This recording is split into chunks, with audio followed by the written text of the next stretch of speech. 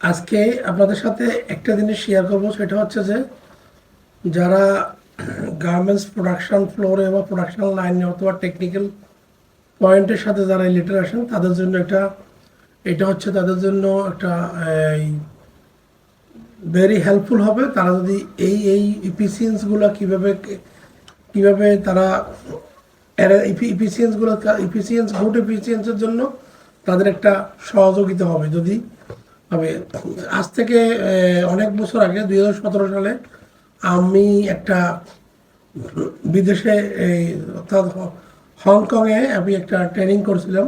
সেই ট্রেনিংয়ের মাধ্যমে আমি একটা গার্মেন্টস টেকনিক্যালের উপর একটা কোর্স করছিলাম। ওই কোর্সের মধ্যে হংকং যারা বিগ বিগ বড় বড় আপনার বিখ্যাত ডিজাইনার যারা আছে তাদের তাদের কিছু গাইডলাইন ছিল, তাদের কিছু গাইডলাইন, তাদের প্রসেস ছিল।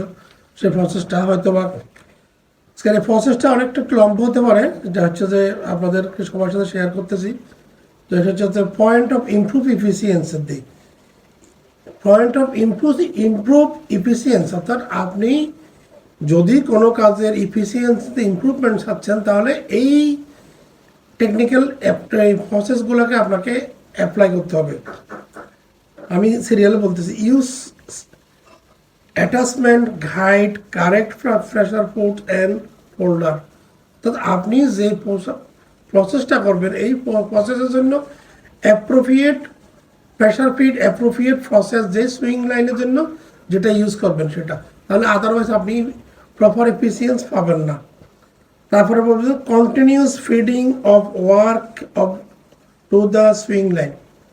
Continuous feeding of to the swing line, যেই সুইং লাইনে যে কন্টিনিউয়াস ফিডিং অর্থাৎ আপনার প্রপারলি আপনি ওই কন্টিনিউয়াসলি আপনি ওই লাইনের নির্দিষ্ট পরিমাণে আপনাকে এই ইফিসিয়েন্স কাজের জন্য আপনাকে ইনপুট এবং শুরু থেকে শেষ পর্যন্ত কন্টিনিউয়াসলি দিয়ে রাখতে হবে। তারপরে আসেন the training for the line supervisor. যে সুপারভাইজারগুলো আপনার লাইন পরিচালনা করবে তারা প্রপারলি ট্রেনিং আছে কিনা, তারা ওই প্রসেস ওই আইটেম সম্বন্ধে অবগত কিনা, কি পয়েন্টগুলো। তারপরে training swing operator, proper swing operator আছেন কিনা।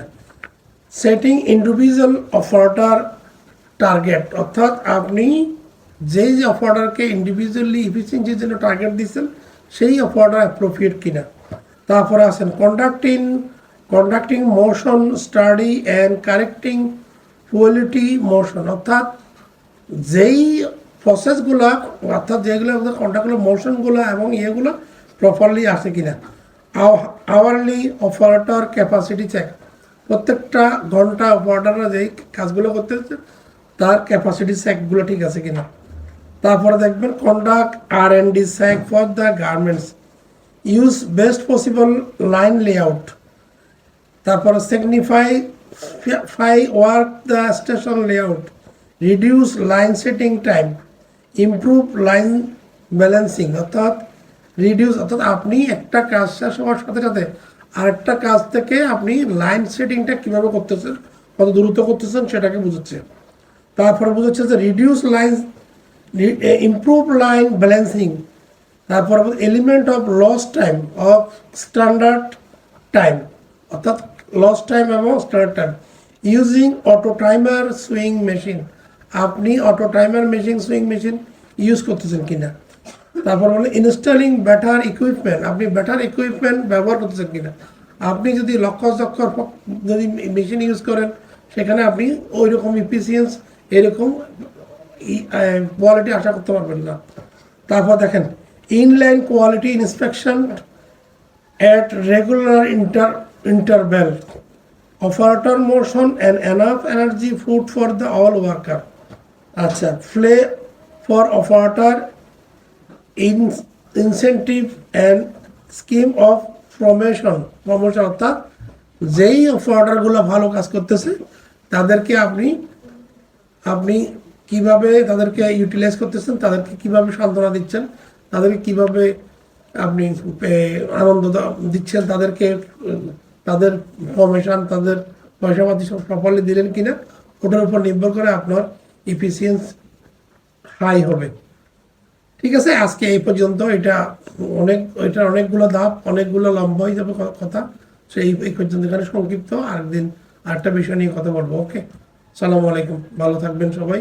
ভিডিওগুলো ভালো লাগলে শুনবেন, কাজ দিবে, এগুলো টেকনিক্যাল পয়েন্ট, এই হচ্ছে কথা। ওকে, সালামু আলাইকুম।